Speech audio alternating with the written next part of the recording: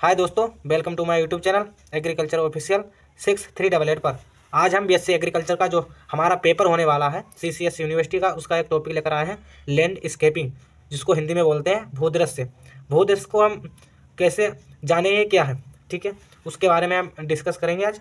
जैसे हमने देखते हैं, जब भूमि के किसी भाग का सुंदरीकरण करते हैं और प्राकृतिक रूप से आकृति तथा वनस्पति आदि से सजाकर उस स्थान को मनोरंजन बनाया जाता है, उसे लैंडस्केपिंग या भूदृश्य कहते हैं।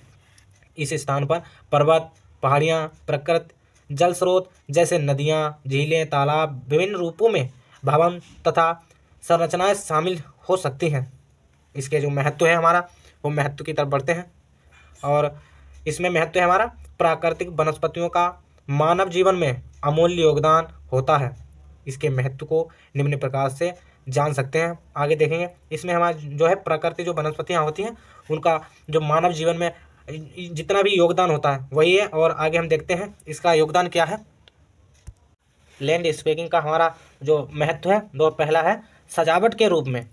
जब हम अपने घरों, महाविद्यालयों के शोभाकारी जो वृक्ष और वनस्पति तथा हरी भरी लताओं, सुंदर व रंग बिरंगे पुष्पों को उगाकर जो हमारा सजावट बनाया जाता है वह है। और नंबर 2, मनोरंजन हेतु सार्वजनिक पार्क, घरेलू उद्यान में जहाँ पर बच्चों का खेलकूद हो सके, जिसमें आसपास सभी का स्वास्थ्य सही रह सके, वह मनोरंजन हेतु एक हो गया। और नंबर 3, धार्मिक महत्व।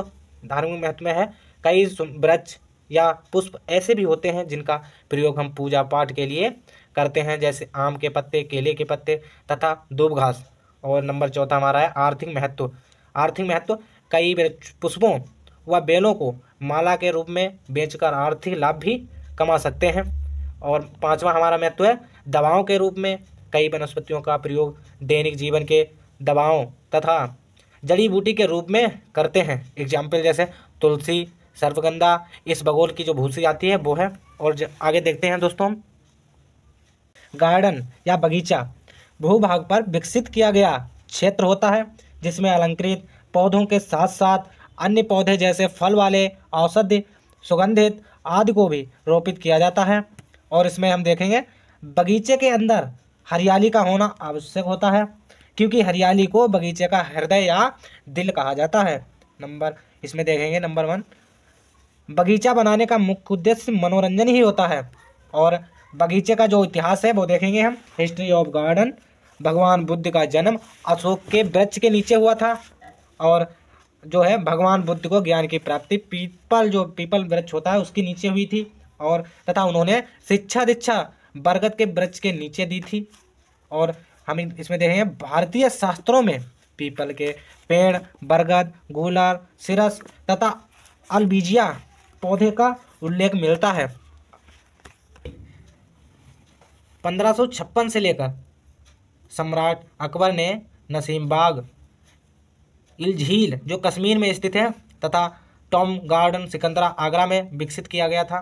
और 1605 से लेकर 1627 ईस्वी के मध्य जहांगीर ने शालीमार बगीचा, अच्छावल बगीचा जम्मू कश्मीर में तथा इतमाद अब्दुल्ला बगीचा को आगरा में विकसित किया था। और 1627 से लेकर 1658 तक शाहजहां ने रेड फोर्ट बगीचा दिल्ली में तथा ताज बगीचा आगरा में विकसित किया था। इसके अतिरिक्त चश्मे ईसाई बगीचा कश्मीर में तथा शालीमार बगीचा लाहौर पाकिस्तान में शाहजहां द्वारा विकसित किया गया था। और 1847 से 1856 के मध्य कबाब बाजिद अली शाह ने सिकंदर बाग जो लखनऊ में है उसका स्थापना की थी। और वृंदावन बगीचा जो है मैलूर में, और रॉक गार्डन चंडीगढ़ में, राष्ट्रपति गार्डन दिल्ली, और रोज गार्डन जो है बिजनौर में स्थित है। हम देखते हैं आगे बगीचे के प्रकार, टाइप्स ऑफ गार्डन। गार्डन जो होते हैं हमारे 3 प्रकार के होते हैं। नंबर 1, औपचारिक गार्डन, फॉर्मल गार्डन, ठीक है। और नंबर 2, अनौपचारिक गार्डन, इनफॉर्मल गार्डन। नंबर 3, स्वतंत्र शैली उद्यान जो होते हैं, फेस स्टाइलिश गार्डन। और हम इसमें देखेंगे औपचारिक उद्यान की विशेषताएं। नंबर 1 विशेषता हमारी ज्योमित्याकार जो है वो है। नंबर 2, बाउंड्री होनी चाहिए। और नंबर 3, रास्ते होने चाहिए। और नंबर 4 बहता हुआ जल भी होना चाहिए। और नंबर 5 फव्वारे होने चाहिए। और नंबर 6 बरादरी होनी चाहिए। नंबर 7 फूलों की कलियां होनी चाहिए, जो हमारे उद्यान में ज़रूरी हैं, वो बता रहे हैं विशेषताएं। नंबर 8 छोटे छोटे लैंप होना चाहिए।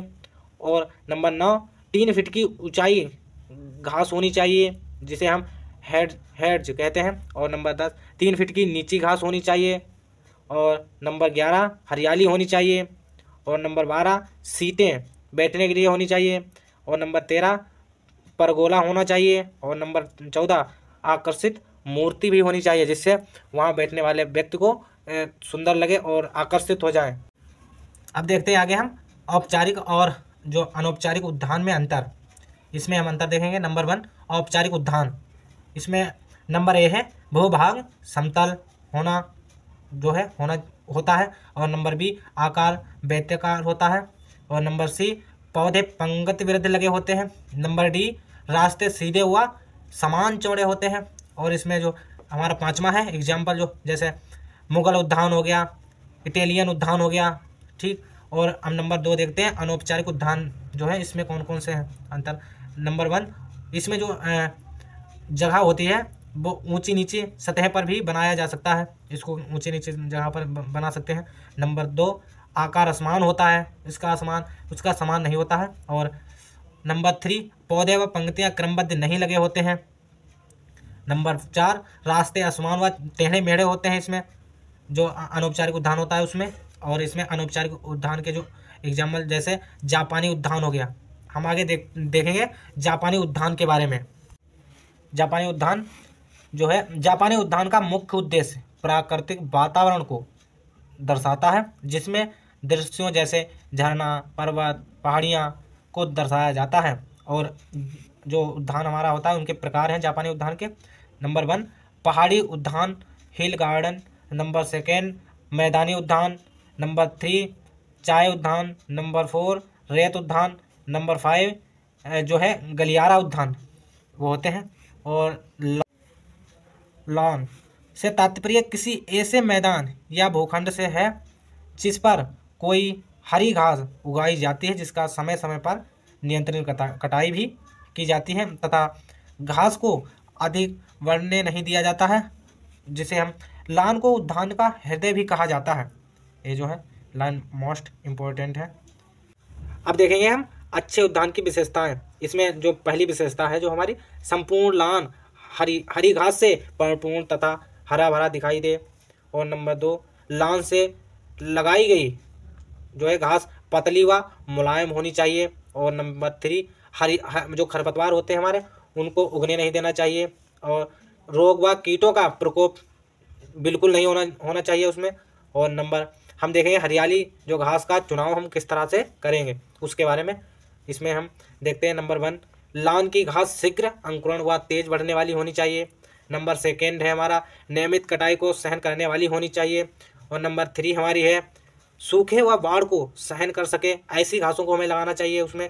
और नंबर 4 है हमारी फैलकर चलने वाली होनी चाहिए। जो हमारी घासें होती हैं जैसे धूप वगैरह हो गई, इनको हम ऐसी घासों को चुनना चाहिए जो फैलकर और एक छतरी के आकार से उसमें फैल सके मैदान में। नंबर 5 वर्ष भर हरी भरी रहे, ऐसी घासों को लगाना चाहिए जो कभी भी ना सूखे और पूरे साल जो है हरी भरी रहे।